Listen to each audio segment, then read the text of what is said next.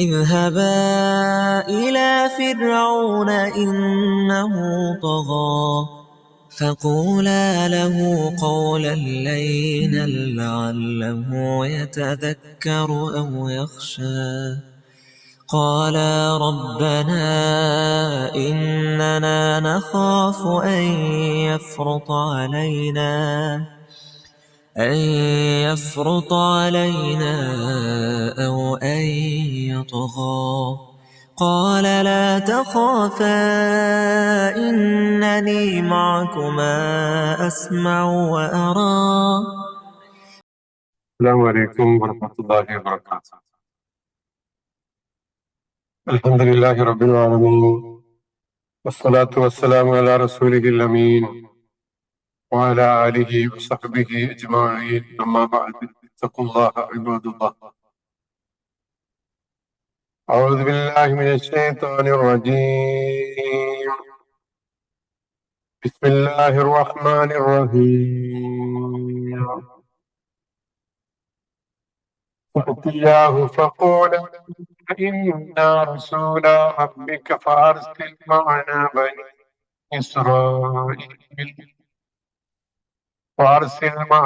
بني إسرائيل ولا تعذبهم جئناك بآية من ربك والسلام على من اتبع الهدى إنا قد أوحي إلينا أن العذاب على من كذب وتولى.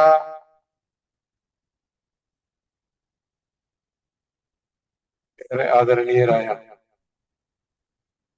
സഹോദരി സഹോദരങ്ങളെ, പരിശുദ്ധ ഖുർആൻ പഠിതാക്കളെ,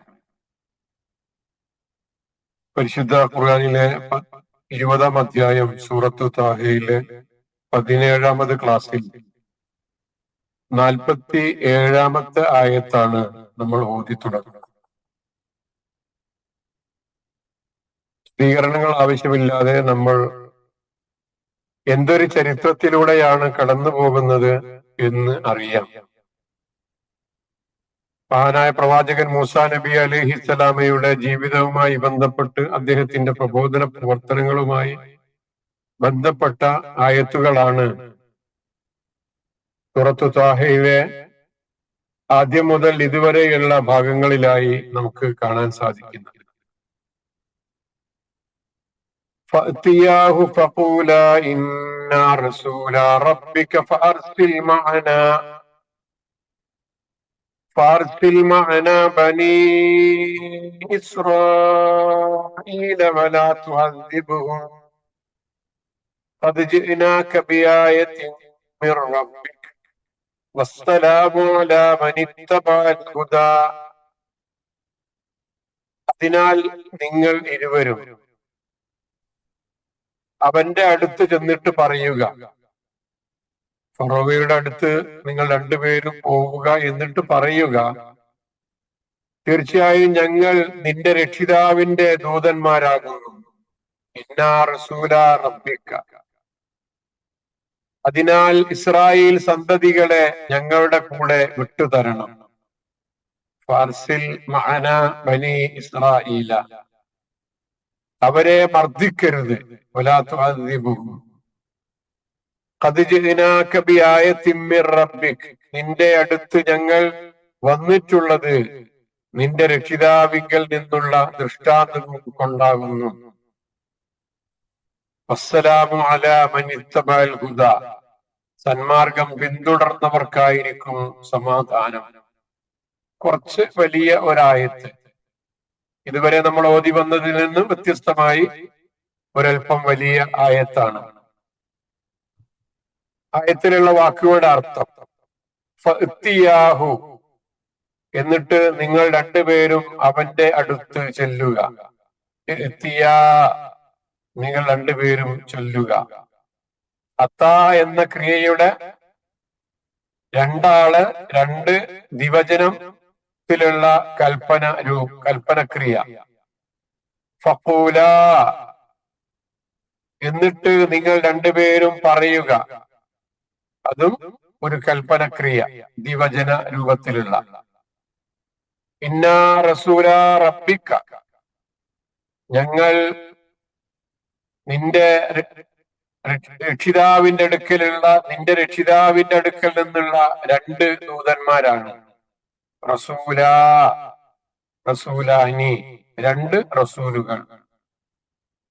അതില് ഇലാഫത്ത് കാരണം റബ്ബിക്ക എന്നതിനോട് റസൂലാനി എന്ന് ചേർത്ത് പറഞ്ഞപ്പോ അതിലുള്ള നീ എന്ന അക്ഷരം നൂന് നഷ്ടപ്പെട്ടു പോയി. ഫഅർസിൽ, അതിനാൽ നീ അയക്കുക. അർസിൽ എന്നതും കൽപ്പനക്രിയ. അർസല അയച്ചു, അർസിൽ നീ അയക്കുക.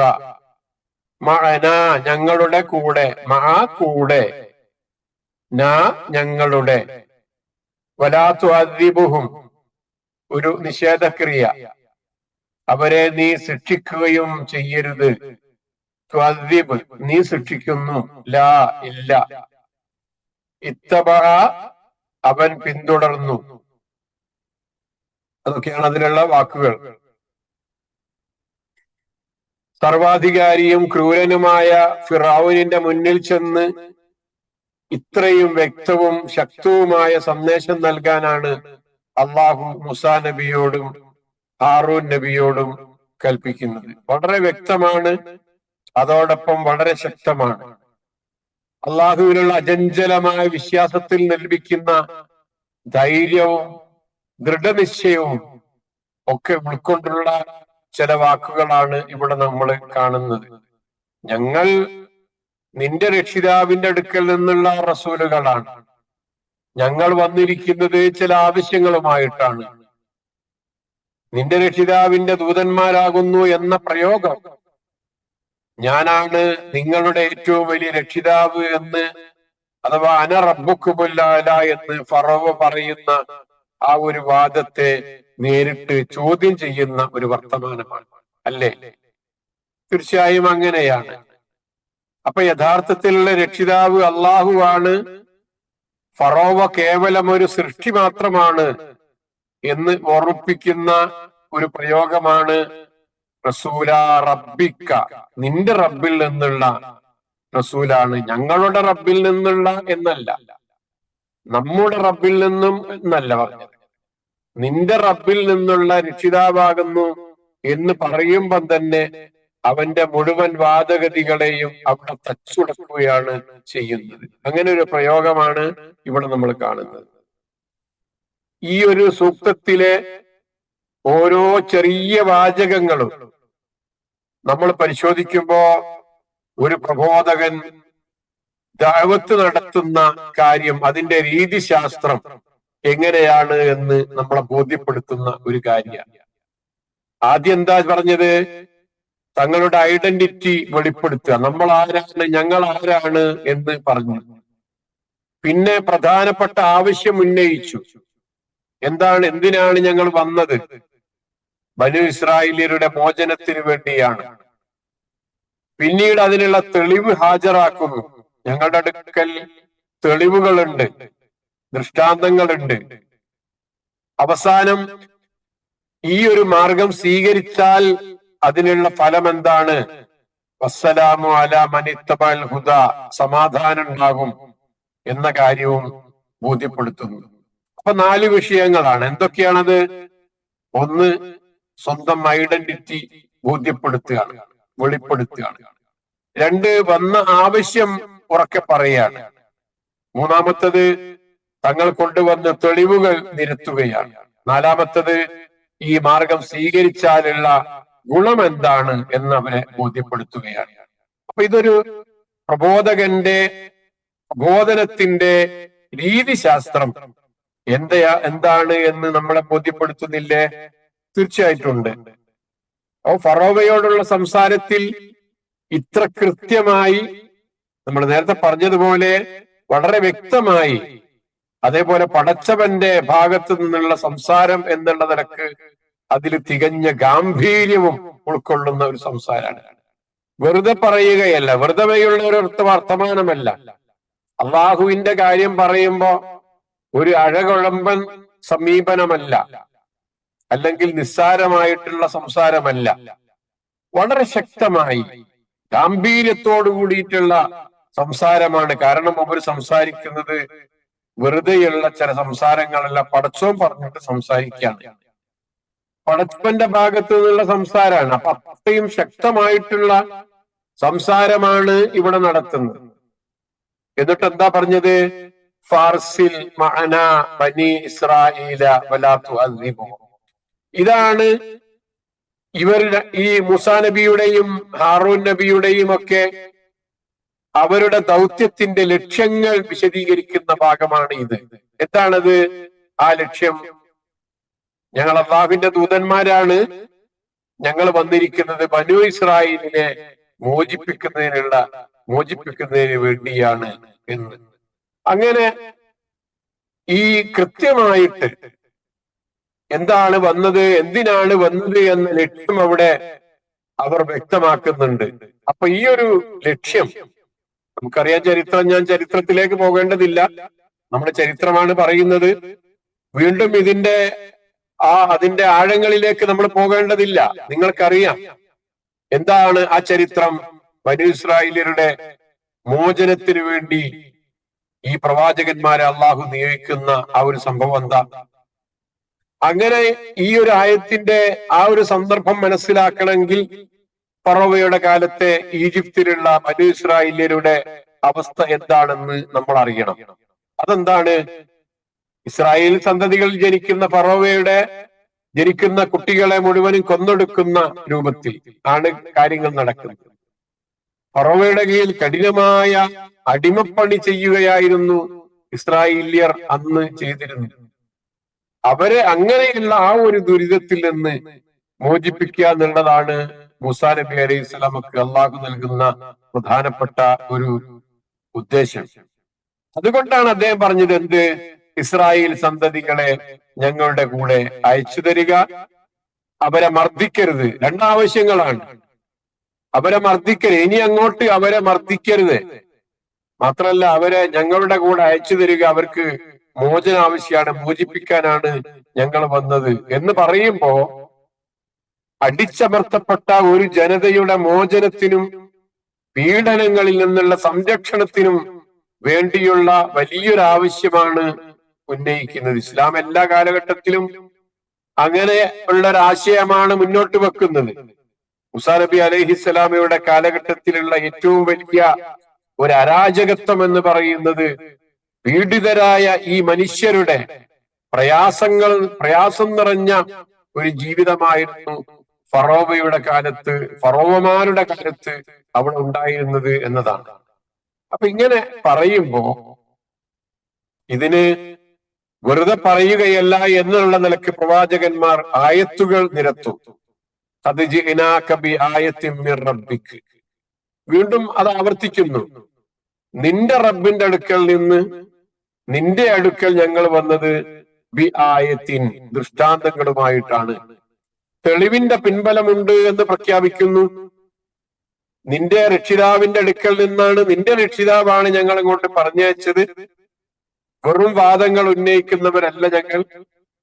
ഞങ്ങളുടെ ദൗത്യം സത്യമാണെന്ന് തെളിയിക്കുന്ന മൊഴിജത്തുകളുമായിട്ടാണ് ഞങ്ങൾ വന്നത് എന്ന് പറഞ്ഞുകൊണ്ട് വടി പാമ്പായി കാണിക്കുന്നതും കൈ അത് പ്രകാശിക്കുന്നതും ഒക്കെയായ ദൃഷ്ടാന്തങ്ങൾ അവർ കാണിച്ചു കൊടുക്കുകയാണ്.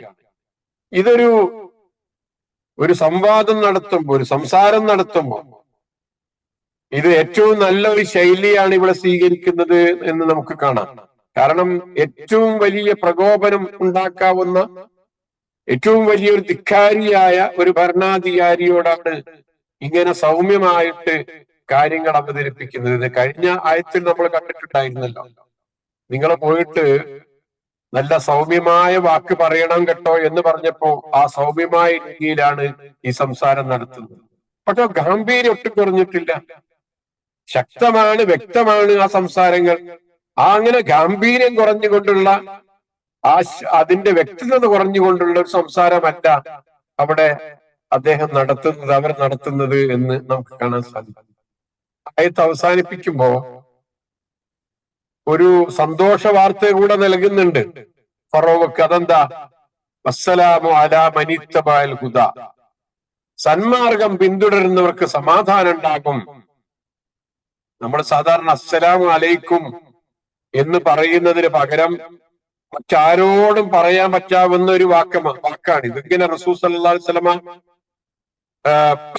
പുറത്തുള്ള രാജാക്കന്മാർക്കൊക്കെ കത്തുകൾ അയക്കുമ്പോ ഇങ്ങനെ എഴുതാറുണ്ടായിരുന്നു, അസ്സലാമു അലാ മനിത്തബഅൽ ഹുദ എന്ന് എഴുതാറുണ്ടായിരുന്നു. സന്മാർഗം പിന്തുടർന്നവർക്കാണ് സമാധാനം എന്ന് പറയുമ്പോൾ അതിന് ഒരുപാട് ആശയങ്ങളുണ്ടല്ലോ. ഈ സമാധാനം കിട്ടണമെങ്കിൽ, അസ്സലാമ് കിട്ടണമെങ്കിൽ ഹുദ പിന്തുടരണം, വ്യക്തമായ മാർഗദർശനം, സന്മാർഗം പിന്തുടരണം എന്ന ആശയമുണ്ട്. അവർക്കാണ് സമാധാനം. ഈ വാചകം ഒരു സലാം മാത്രല്ല, ഇതൊരു മുന്നറിയിപ്പാണ് എന്നും കൂടെ നമുക്ക് വ്യാഖ്യാനിക്കാം. കാരണം മറ്റൊരു രൂപത്തിൽ നമ്മൾ പറഞ്ഞു നോക്കൂ, സന്മാർഗം പിന്തുടർന്നവർക്ക് മാത്രമാണ് സമാധാനം. അപ്പൊ സന്മാർഗത്തിന്റെ പിന്നാലെ പോയിട്ടില്ലെങ്കിൽ സമാധാനമല്ല ഉണ്ടാകുക, അസമാധാനമാണ് ഉണ്ടാവുക എന്നുള്ള ഒരു മുന്നറിയിപ്പ് കൂടെ അവിടെയുണ്ട്. അപ്പൊ ആ നിലക്കാണ് അവരുടെ പ്രബോധനം, അതിന്റെ ആ ഒരു കാര്യം അവിടെ നിർവഹിക്കപ്പെടുന്നത് എന്ന്. വളരെ ശ്രദ്ധേയമായ ഒരു പ്രയോഗമാണ്. എല്ലാവർക്കും സമാധാനം എന്ന് ആശംസിക്കുന്നതിന് പകരം നമ്മള് അസ്സലാമു അലൈക്കും എന്ന് പറയുന്നത് പോലെ ഉള്ള ഒരു പ്രയോഗമല്ല ഇത്.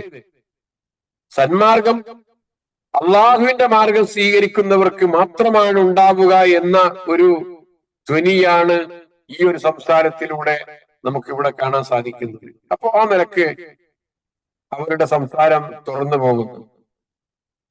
ഈ ഒരു അസ്സലാമു അലാ മനിത്തബഅൽ ഹുദ എന്ന ഈ ഒരു ആയത്ത് വെച്ചിട്ട് സത്യനിഷേധികളായ ആളുകൾക്ക് സലാം പറയരുത് എന്നതിന്റെ ഒരു തെളിവായി ചില പണ്ഡിതന്മാർ ഉദ്ധരിക്കാറുണ്ട് എന്ന് ചില തഫ്സീറുകളിലൊക്കെ നമുക്ക് കാണാൻ സാധിക്കുന്നതാണ്.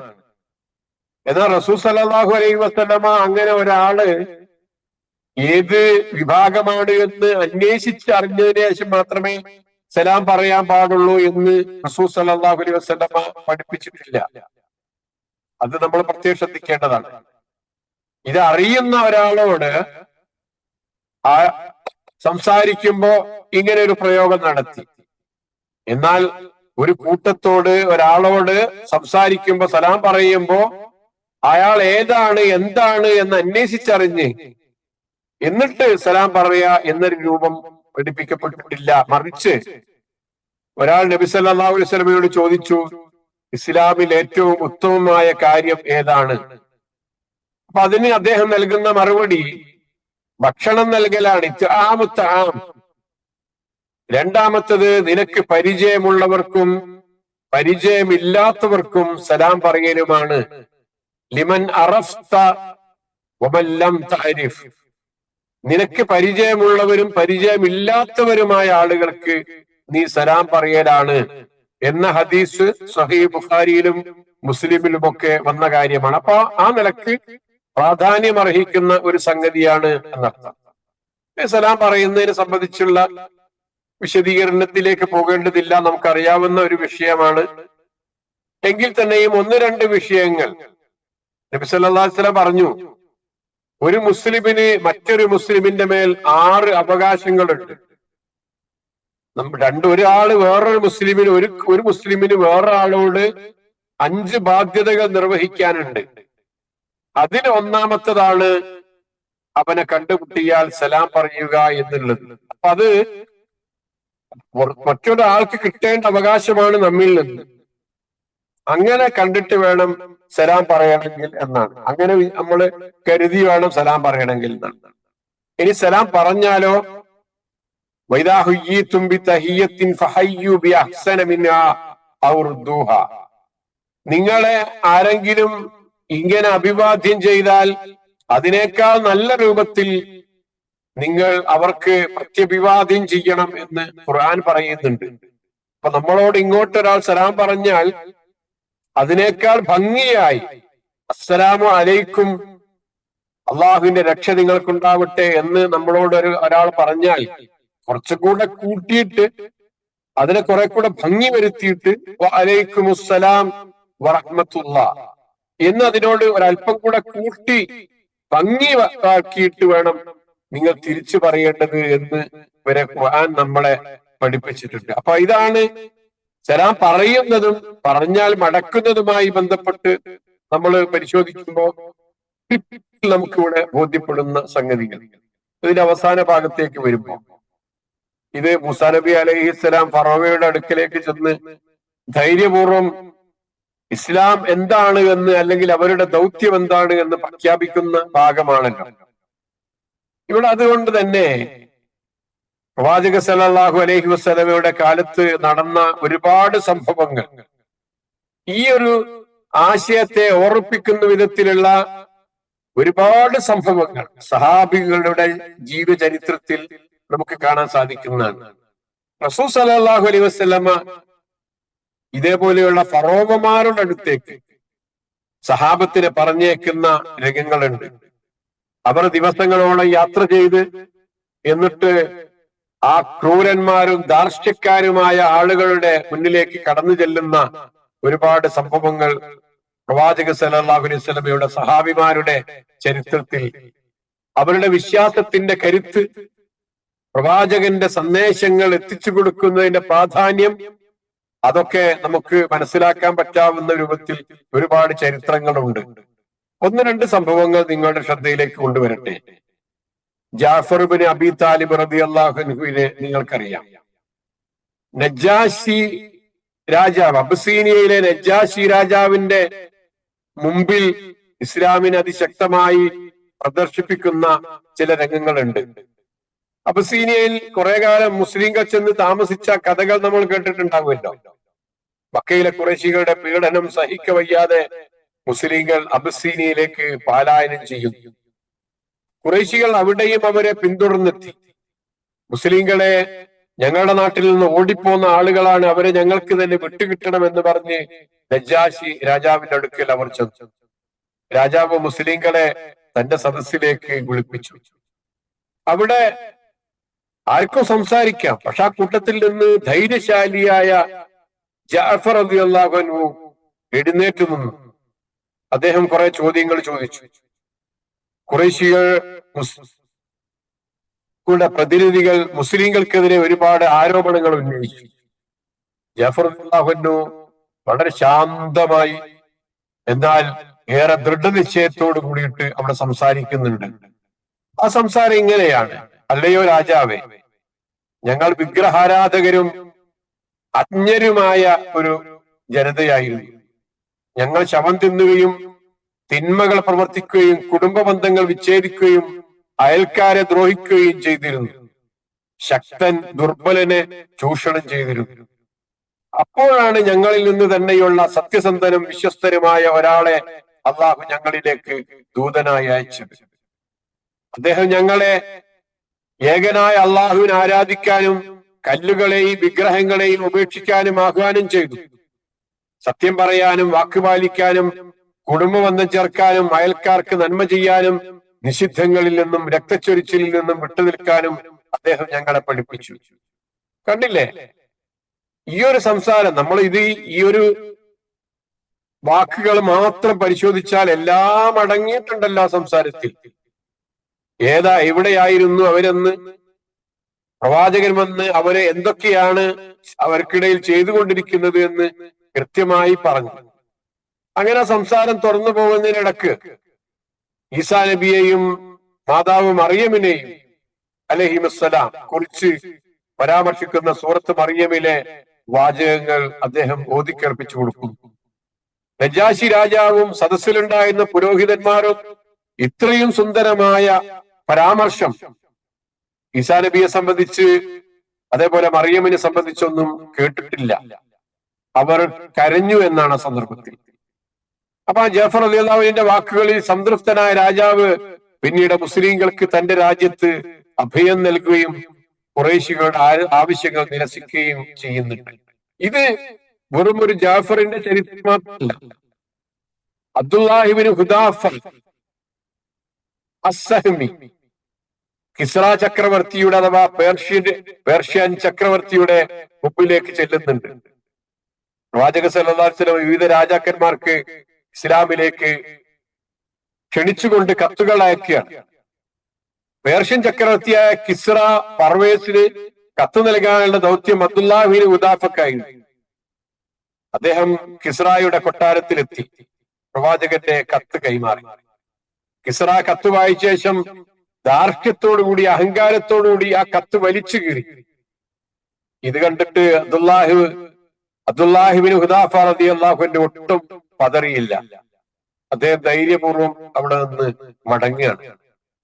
എന്നാൽ ഈ വിവരം പ്രവാചക സല്ലല്ലാഹു അലൈഹി വസല്ലമയെ അള്ളാഹു അറിയിച്ചു കൊടുക്കുന്നുണ്ട്. അന്നേരം പ്രവാചക സല്ലല്ലാഹു അലൈഹി വസല്ലം പറയുന്നുണ്ട്, അള്ളാഹുവെ, എന്റെ കത്ത് കീറിയതുപോലെ അവന്റെ സാമ്രാജ്യത്തെ നീ കീറി മുറിക്കണമേ എന്ന്. പിന്നീട് ചരിത്രത്തിൽ നമ്മൾ കാണുന്നുണ്ട്. നമ്മൾ സൂറത്തുർ റൂമൊക്കെ പഠിച്ചപ്പോ അതിന്റെ ആദ്യ ഭാഗത്ത് നമ്മൾ മനസ്സിലാക്കിയ സംഗതിയാണ്. അങ്ങനെ കിസ്റയുടെ സാമ്രാജ്യം ഛിന്ന ഭിന്നമായി. ഈ സംഭവത്തിൽ അബ്ദുല്ലാഹിബ്നു ഹുദാഫ റളിയല്ലാഹു അൻഹു അവിടെ നിർഭയനായി നിന്ന് ഇത്ര വലിയ ക്രൂരനായ ധാർഷ്ട്യക്കാരനായ ഒരാളുടെ അടുക്കലേക്ക് പ്രവാചകന്റെ സന്ദേശവുമായി കയറിച്ചെല്ലാൻ അദ്ദേഹം കാണിച്ച ആ ഒരു ധൈര്യം അത് ഏറെ എടുത്തു പറയേണ്ട ഒരു സംഗതിയാണ്. ഇങ്ങനെ നമ്മൾ പരിശോധിക്കുമ്പോൾ മറ്റൊരു സംഭവം കൂടെ, ആമിർ റളിയല്ലാഹു അൻഹു പേർഷ്യൻ സൈന്യാധിപനായ റൂസ്തമിന്റെ അടുക്കലേക്ക് കടന്നു ചെല്ലുന്ന ഒരു രംഗമുണ്ട്. അത് ഖാദിസിയ യുദ്ധം നടക്കുന്ന സന്ദർഭമാണ്. ഖാദിസിയ യുദ്ധത്തിനു മുമ്പ് പേർഷ്യൻ സൈന്യാധിപനായ റൂസ്തമിന്റെ അടുക്കലേക്ക് മുസ്ലിംകൾ ഒരു പ്രതിനിധി അയക്കുകയാണ്. അത് റബീഇബ്നു ആമിർ റളിയല്ലാഹു അൻഹു ആയിരുന്നു ആ ഒരു ദൂതൻ. റൂസ്തം തന്റെ സ്വതസിദ്ധമായ തന്റെ ആ ശൈലിയിൽ വളരെ ലളിതമായ വസ്ത്രം ധരിച്ച് ഒരു കുതിരപ്പുറത്ത് കയ്യിൽ ഒരു ചാട്ടുളിയുമായി റൂസ്തം തന്റെ സ്വർണ്ണ നൂല് കൊണ്ടുള്ള തലയിണകളും വിലപിടിപ്പുള്ള പരവതാനികളും കൊണ്ട് അലങ്കരിച്ചിരിക്കുന്ന ആ ഒരു കൂടാരത്തിലേക്ക് അദ്ദേഹം തന്റെ കുതിരയെ ഓടിച്ച് കയറി ചെല്ലുന്നുണ്ട്.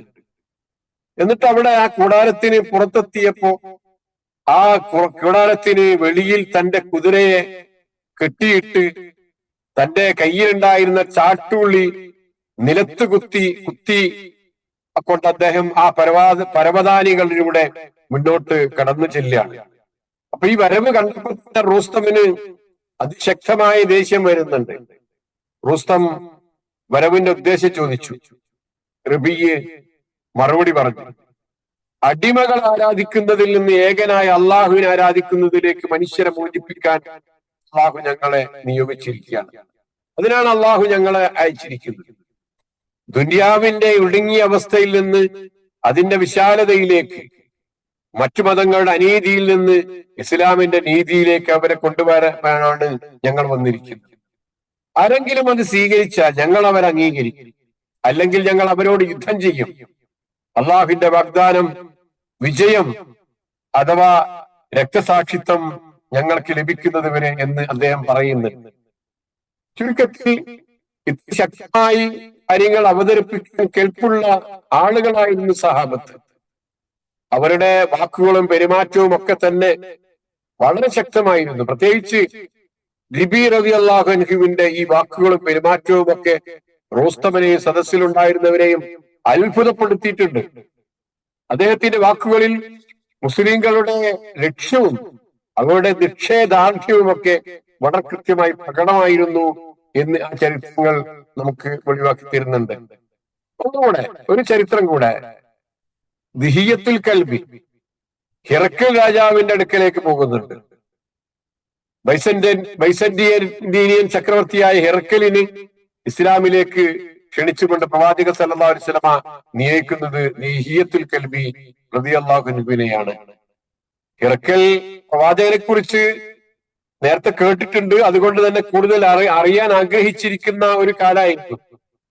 അക്കാലത്ത് വ്യാപാരത്തിനായി ഷാമിലെത്തിയിരുന്ന അബൂ സുഫിയാനും അവിടെ ഉണ്ട്. രണ്ടുപേരെയും വിളിച്ചു വരുത്തുന്നുണ്ട്. പക്ഷെ അവിടെ ദിഹിയ റളിയല്ലാഹു അൻഹു പ്രവാചകന്റെ സന്ദേശം വളരെ കൃത്യമായി ഹിറക്കലിനെ അറിയിക്കുന്നു. അബൂ സുഫിയാനോട് പ്രവാചകന്റെ കുടുംബവും സ്വഭാവവും അനുയായികളും ഒക്കെ ആയിട്ട് ഉള്ള കാര്യങ്ങൾ അവിടെ അദ്ദേഹം ചോദിച്ചു മനസ്സിലാക്കുന്നുണ്ട്. പ്രവാചക സല്ലല്ലാഹു അലൈഹി വസല്ലമയുടെ ലക്ഷണങ്ങളെല്ലാം ശരിയാണെന്ന് ബോധ്യപ്പെട്ട ഹിർക്കൽ പക്ഷെ ഇസ്ലാം സ്വീകരിക്കാൻ ആഗ്രഹിച്ചെങ്കിലും തന്റെ പ്രജകളും പ്രഭുക്കന്മാരും ഒക്കെ എതിരാകുമെന്ന് ഭയന്ന് അദ്ദേഹം പിന്മാറുകയാണ് ഉണ്ടായത്. എങ്കിലും ദഹിയ റളിയല്ലാഹു അൻഹുവിനെ വളരെ ആദരവോടുകൂടി അവർ സ്വീകരിച്ചിരുന്നു എന്ന് ചരിത്രത്തിൽ കാണാം. അപ്പൊ ഇങ്ങനെ പ്രവാചക സല്ലല്ലാഹു അലൈഹി വസല്ലമയുടെ കാലഘട്ടത്തിലുള്ള പല ചരിത്രങ്ങളും സഹാബത്തിന്റെ ചരിത്രം പരിശോധിക്കുമ്പോഴും മൂസാ നബി അലൈഹിസ്സലാം ഫറവയുടെ മുമ്പിൽ നടത്തിയതുപോലെയുള്ള ആ തനി ആവർത്തനങ്ങൾ ഒരുപാട് രംഗങ്ങളിൽ നമുക്ക് കാണാൻ സാധിക്കും എന്ന് മാത്രമാണ് സൂചിപ്പിച്ചത്. ഇൻഷാ അല്ലാഹ് അടുത്ത അടുത്ത ആഴ്ചയിലായിട്ട് നമുക്ക് സംസാരിക്കാം എന്ന് തോന്നുന്നു. അള്ളാഹു അനുഗ്രഹിക്കുമാറാകട്ടെ. കേട്ടതും അറിഞ്ഞതുമായ കാര്യങ്ങൾ നമുക്കുള്ള ജീവിതത്തിൽ ഉപകരിക്കുന്ന വിധത്തിലുള്ള കാര്യങ്ങളാക്കി അള്ളാഹു മാറ്റി തീർക്കുമാറാകട്ടെ. നമ്മുടെ ജീവിതത്തിൽ സംഭവിച്ചു പോകുന്ന അപാകതകൾ അള്ളാഹു, തെറ്റുകുറ്റങ്ങൾ അള്ളാഹു നമുക്ക് പുറത്തു തന്ന് അള്ളാഹു അവന്റെ സ്വർഗത്തിൽ എന്നെയും നിങ്ങളെയും എല്ലാവരെയും ഒരുമിച്ച് കൂട്ടുമാറാകട്ടെ. രോഗവും പ്രയാസവും ബുദ്ധിമുട്ടുകളും അനുഭവിക്കുന്ന എല്ലാവർക്കും അവരുടെ എല്ലാ വിഷമങ്ങളും അള്ളാഹു ദൂരീകരിച്ചു കൊടുക്കുമാറാകട്ടെ. രാജ്യത്തിന്റെ വിവിധ ഭാഗങ്ങളിൽ പ്രയാസം അനുഭവിക്കുന്ന, ലോകത്തിന്റെ വിവിധ ഭാഗങ്ങളിൽ പ്രയാസം അനുഭവിക്കുന്ന എല്ലാവർക്കും ആശ്വാസം നൽകുമാറാകട്ടെ. അല്ലാഹുമ്മ റബ്ബനാ തഖബ്ബൽ മിന്നാ ഇന്നക അൻതസ് സമീഉൽ അലീം വതുബ് അലൈനാ ഇന്നക അൻതത് തവ്വാബുർ റഹീം വഅഗ്ഫിർ ലനാ യാ ഗഫൂറൽ മുദ്രിബീൻ. ആമീൻ ആമീൻ ബിറഹ്മതിക യാ അർഹമർ റഹീമീൻ. വജസാക്കുമുല്ലാഹു ഖൈർ. അസ്സലാമു അലൈക്കും.